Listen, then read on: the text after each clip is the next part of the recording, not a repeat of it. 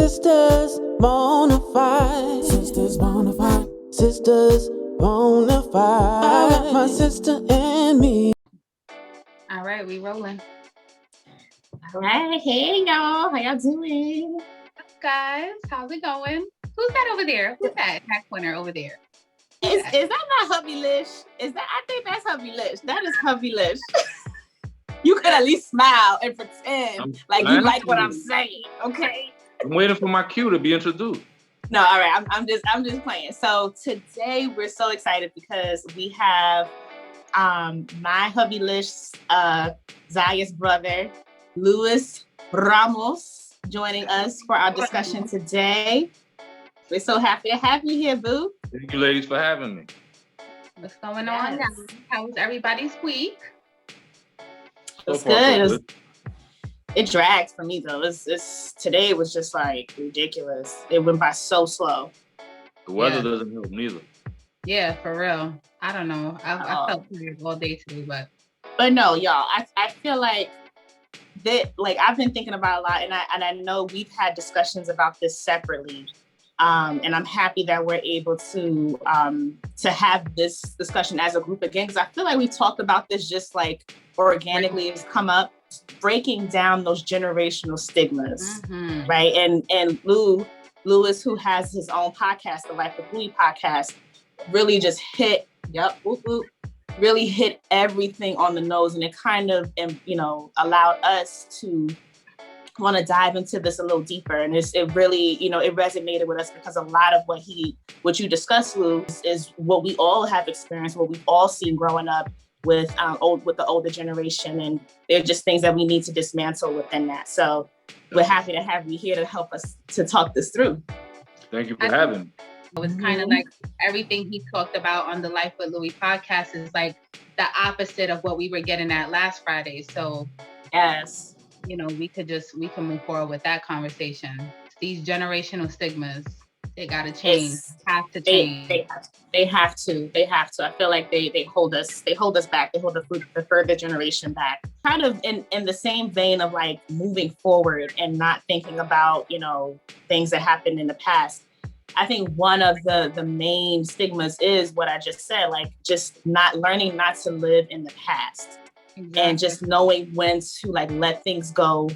And I feel like a lot of the older generation, they've gone through so much in their lives that it's hard for them to kind of separate what happened versus what's happening now and how far they've come.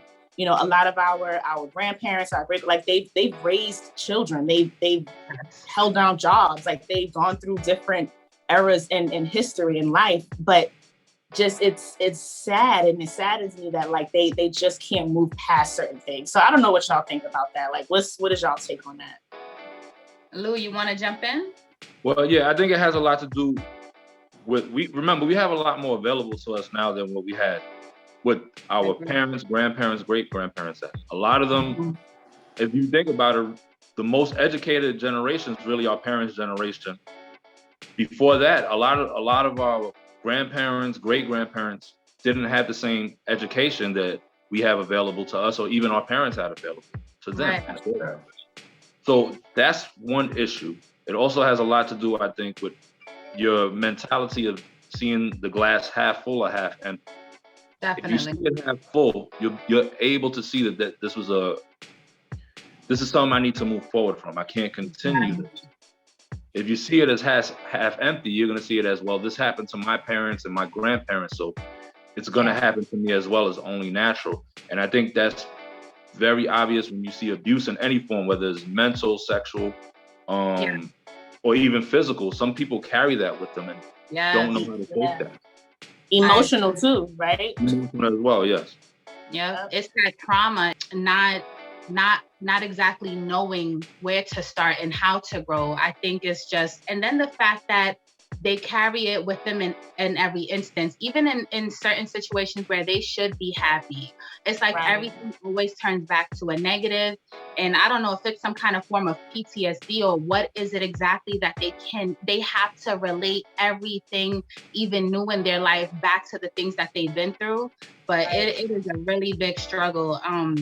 they relive these childhood traumas all the time, and it doesn't allow them to move on. And I think, especially with, my grandmother experiencing like any joy of life, anything she should have been happy about, it was accompanied by, but I can't really enjoy it because I'm always reminded of this or that situation. It's really a whole thing.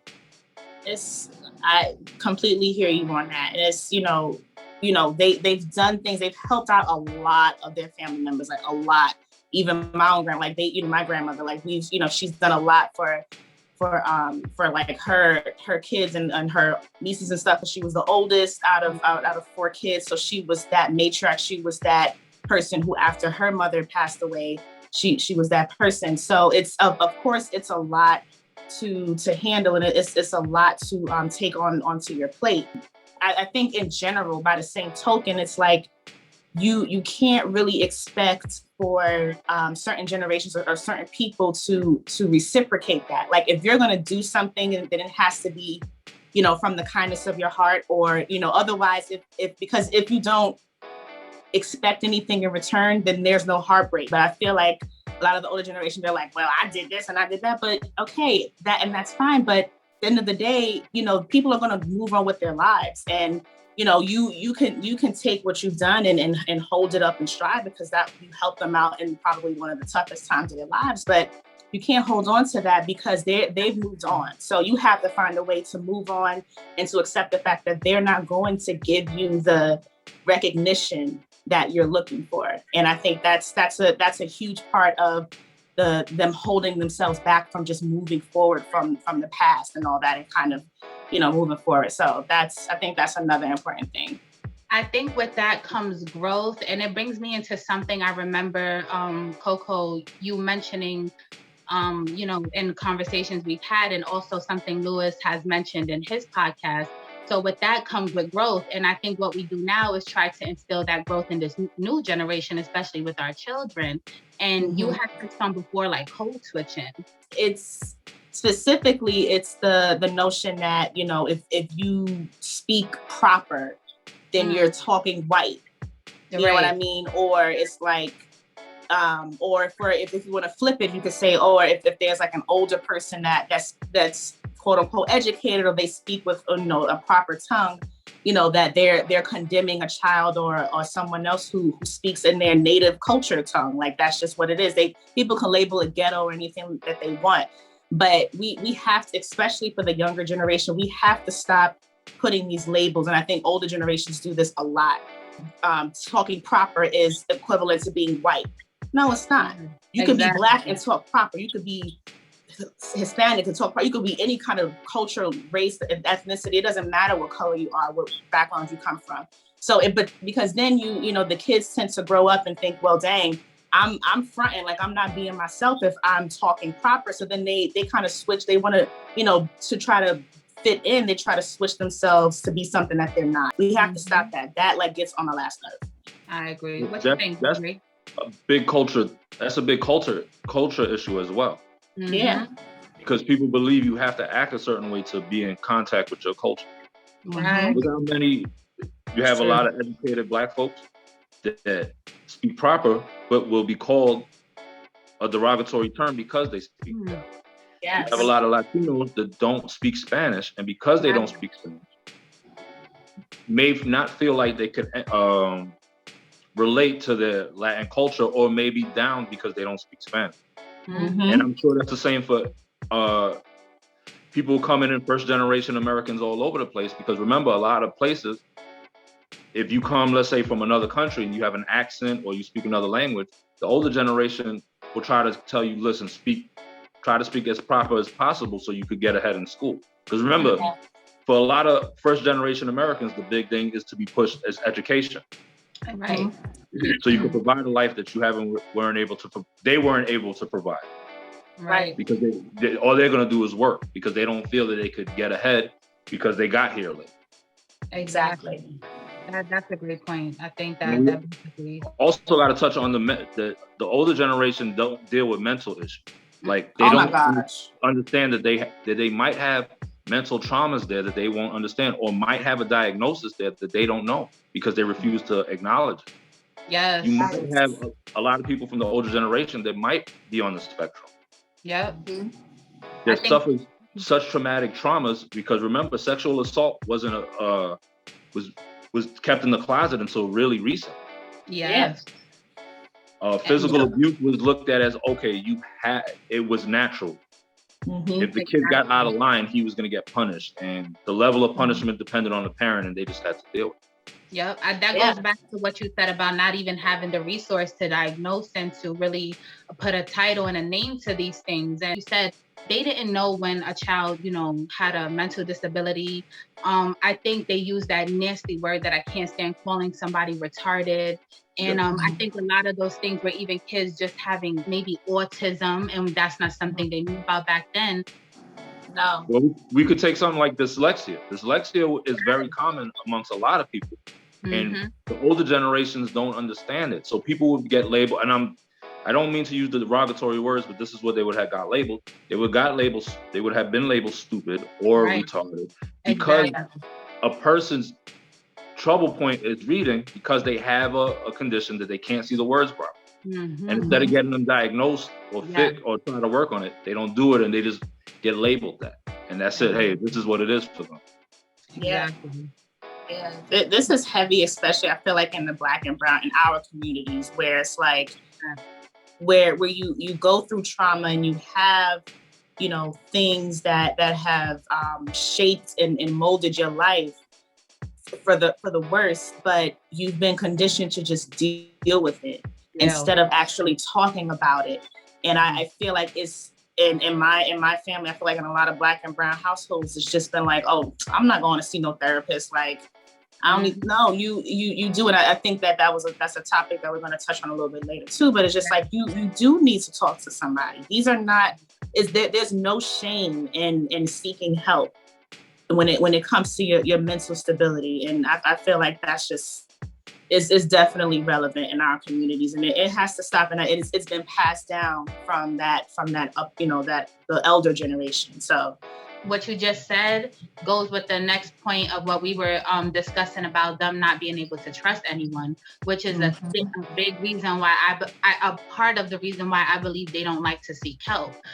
Pass down the idea that, there are no genuine people in the world. That just comes from, like you said, the older generation that comes from them being burned so many times that I think, and maybe they did have that open mindset going, in the very beginning when they were our ages or younger. But, it's been so much that has happened. Not that it's right, but I'm saying it's been so much that has happened to kind of shift their way of thinking, like, I don't trust anybody and I'm not going to trust anybody. But you can't go through life like that. Like, you have to have somebody, a small group of people who you can count on and trust when they help to, help you to understand, okay, to see red flags in people, because not everybody has your best interest at heart, but not everybody's out to hurt you either. And I think that notion of, keeping an eye out on everybody keeping certain people at bay is not the way to live. Like you're not living in your fullest truth and your fullest potential if you're constantly having to watch over your shoulder for people or watch out for people. Like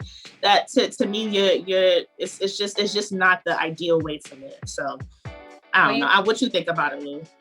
I think representation matters in a lot of the fields that we need help for people to get help in these areas, whether it be a doctor, a psychiatrist, teachers, and so forth.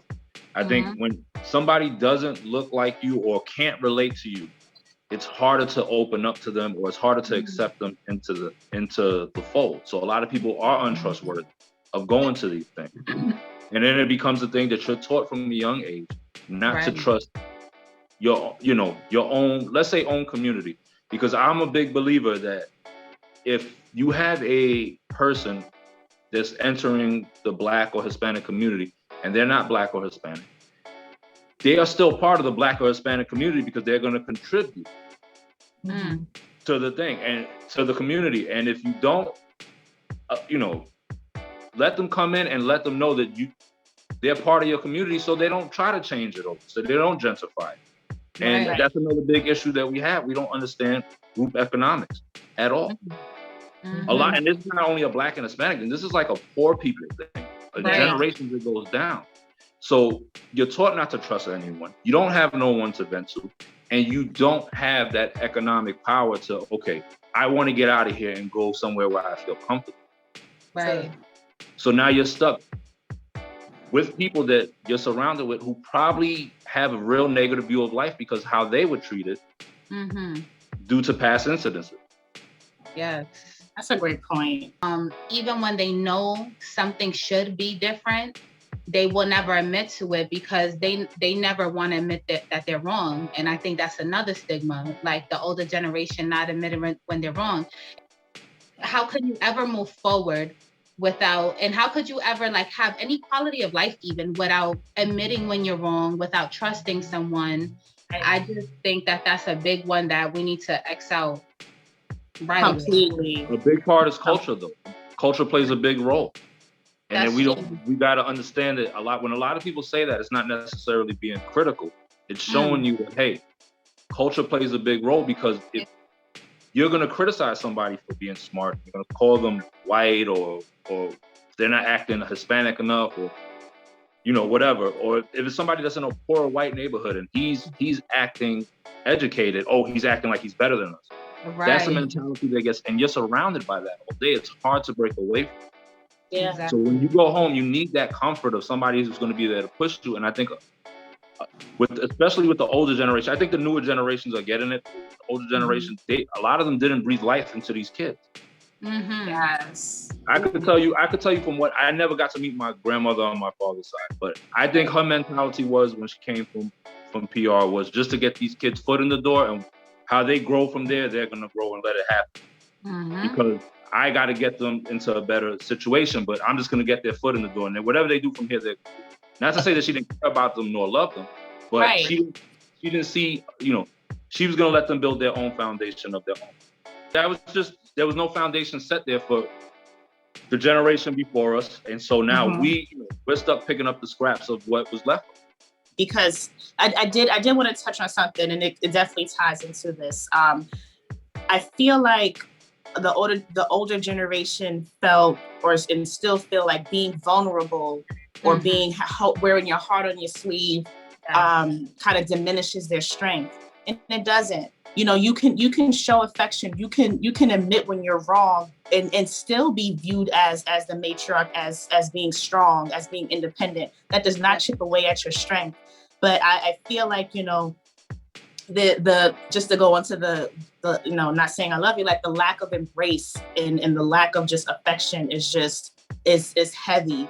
And, you know, it's something that I experienced with like for instance, with my mom, we always say it. Like I always say I love you. She like definitely every single day. Like we say it all the time.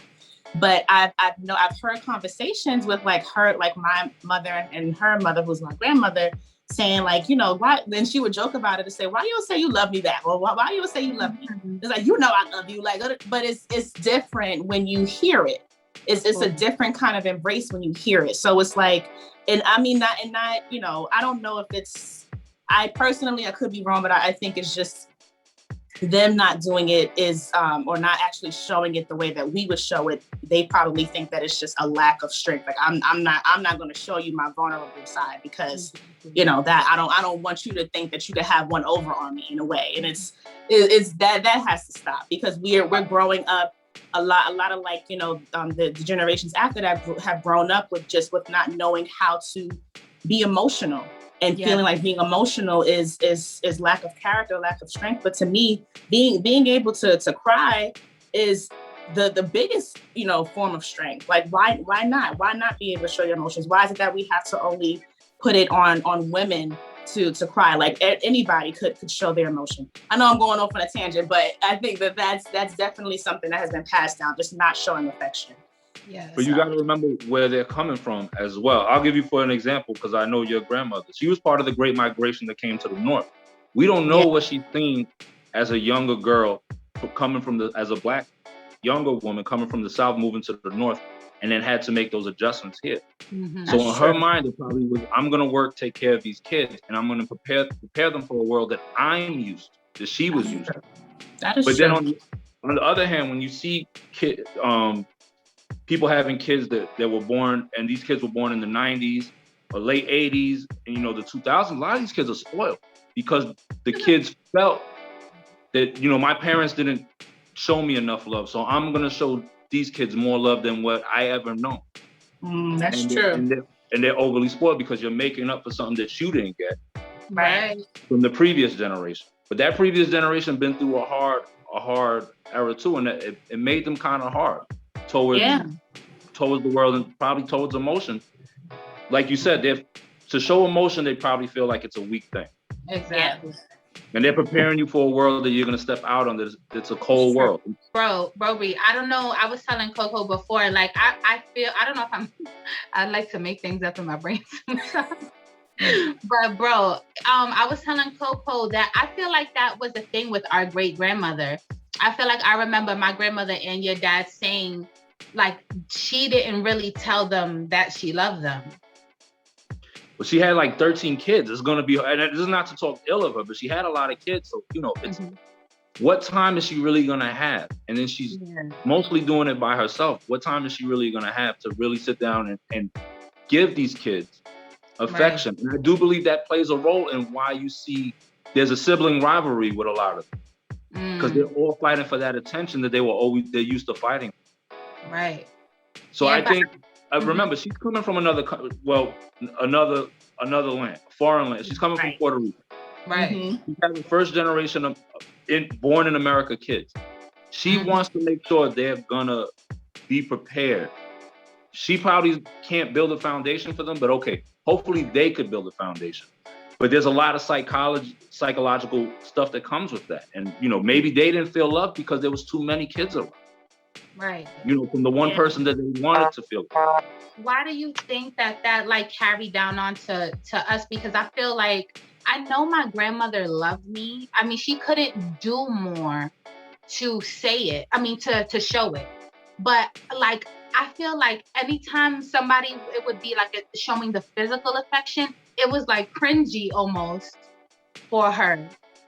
It's a lot. Your grandmother took over for my grandma. She became the matriarch of the thing. So it's too many people that she has to worry about. Right. So it's hard. And yes, you could show people love, but they're going to show people love in different ways. Some people are going to be a little more needy. Some people are not going to want to be. They're almost like robots, where you're not going to really need to tell them anything. Exactly. And then coming up in the era that your grandmother was raising kids in is not easy neither. That was the 80s. And the 80s was rough. Again, I think a lot of the older generation did the best they could. Right. But they were preparing these kids for a world that they saw, that they not necessarily knew. Remember, a lot of these people never even left their neighborhood. That is so true. And if they did, they went back home and then came back. That was it. They went, you went to Puerto Rico, or you went down south.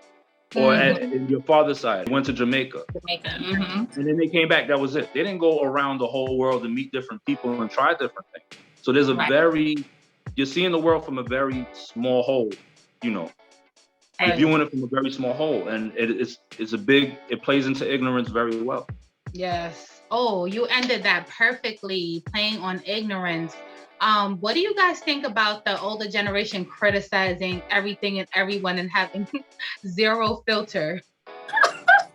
Like, come on, we all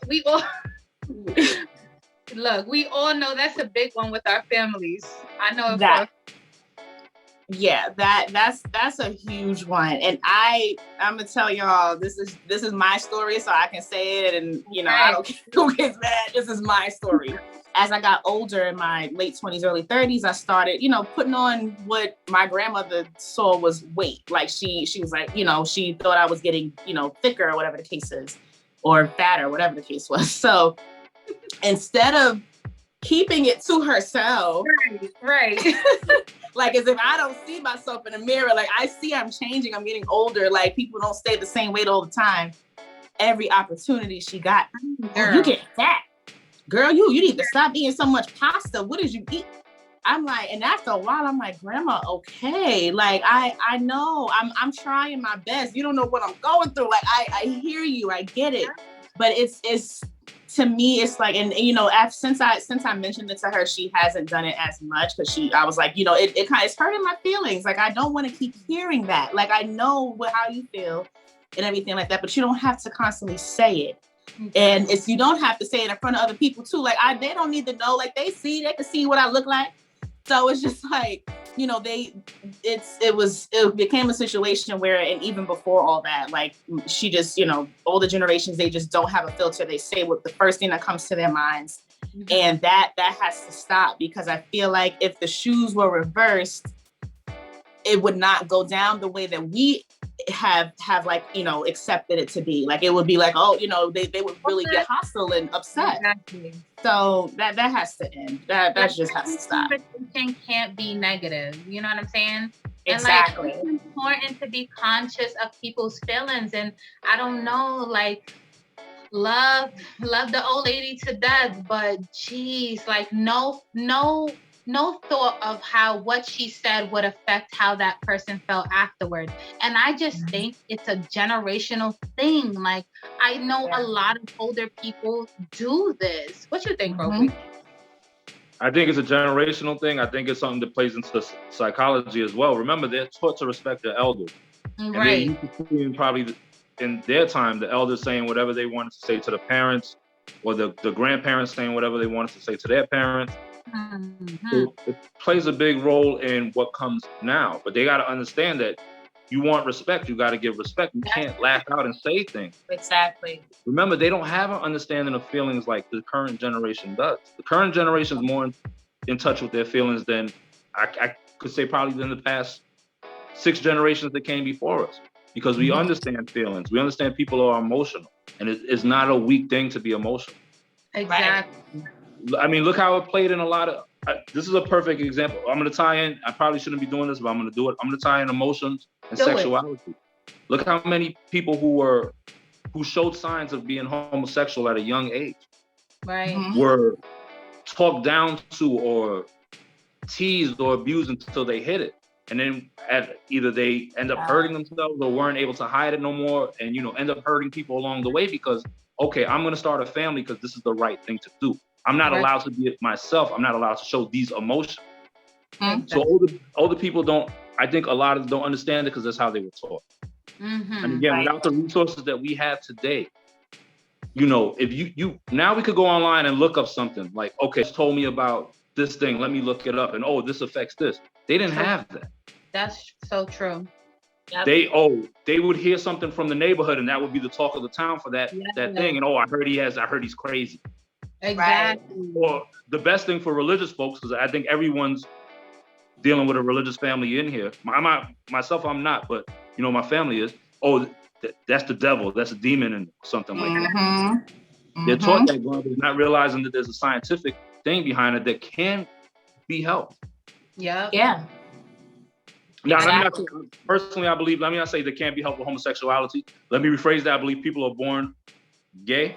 So I'm not saying that could be helped, but certain other issues with emotions can be helped. Yes. And for sure, I completely agree. And I think that's an excellent segue into like our next topic in terms of like, not admitting when you need help. And I know we touched on this before, but it's like, the older generation has dealt with so much, in their lives where they feel like they don't have anybody to turn to. And, they feel like they don't need help from anybody, or, not wanting anybody in their business. I know that was a huge one. I feel like in my family, it was a lot like, keep your business inside the house. You don't need to be telling everybody your business, but eventually everybody needs help sometime. But I feel like that was just a huge stigma back in the day, and that needs to be cut down, like completely dismantled, because it's not the best way to live your life. But the times have changed with that. And think about it back then. Remember, they didn't have social media back then. Right. So what was the way word got out? It was through neighborhood gossip. So that big thing of keeping family business within the family had to do with neighborhood gossip. And gossip is worse than social media, because gossip gets to one person, gets to the next person, and the story changes 8 different times or gets added in. I seen this person get hit by a car. Then by the time the gossip, he got hit by a car, he did a double flip, and then he got hit by another. It turns into a worse situation. Yeah. And also, keep the family business in the family had a lot to do that there was a lot of stuff that shouldn't have been going on that was going on, and they didn't want that to get out. Right. It's official. Don't forget to like, comment, subscribe, and hit the notification bell. Ding. Sisters Bonafide.